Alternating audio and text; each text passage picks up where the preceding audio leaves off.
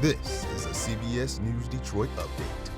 Good Thursday morning. I'm Chris Ledeen. Here's the latest on the morning's top stories. What will become of the U.S. Department of Education? President Donald Trump is set to sign an executive order today to begin dismantling the department.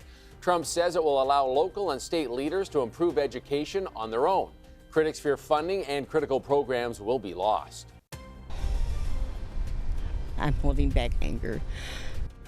Neighbors in one Monroe community outraged after a 4-year-old girl is found wandering the street alone, wearing only a diaper as she was being chased by dogs.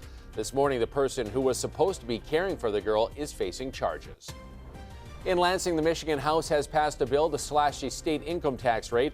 Republicans leading the effort, saying it would provide economic relief, while some Democrats say the wealthy will benefit the most. If it becomes law, the bill would restore the income tax to 4.05%.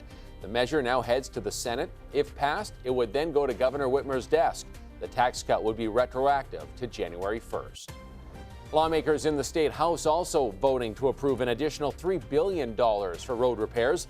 Most of the money would come from imposing new taxes and fees on businesses. Representatives on both sides of the aisle say the biggest hurdle standing in the way of pushing this legislation through is figuring how to lessen the financial blow on the average person. We can't have a conversation about roads without talking about everyday essentials for Michiganders. And so finding a way, finding an additional revenue stream opposed to just cutting. We can't cut our way out of this. People want the roads fixed. They don't want to be constantly being promised that it's going to get done. They don't want to see it done with a tax increase, and they want those local roads fixed.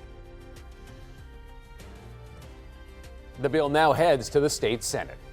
Let's check in with next weather meteorologist Troy Bridges right now, see how it's looking out there on this first day of spring. Yes, good morning, Chris. We are going to start off in the 50s, but we'll see those temperatures dropping off through the day, going down into the upper 30s by the latter part of the afternoon. So be ready for some changes on this first day of spring. It's not going to quite feel like it after warming so much yesterday into the 70s. We are going to be tracking some snow as well as we take you through the day. Through 11 a.m., you see some snow showers. Of course, this is going to be snow that melts on contact, not being a big issue for us on the roadways as we go through the day. But even through 2 in the afternoon, a few light snow showers as we take you through next weather futurecast. By 4 p.m., a lingering flurry or two, but most of it's pushing out, and we start to clear out tonight, and that will allow temperatures to drop off into the 20s overnight. Tomorrow, a mix of sun and clouds, but mostly sunny skies, and we'll see the approach of some rain by the end of the week, but temperatures will be too mild for any snow or wintry mix. So temperatures today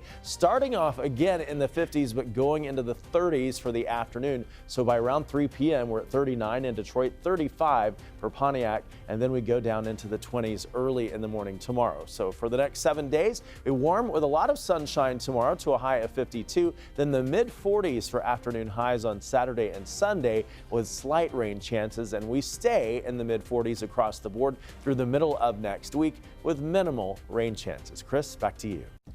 Thanks for that, Troy. That's a look at your headlines. We'll be back later covering stories that matter to you on air and streaming on the CBS News app and Pluto TV.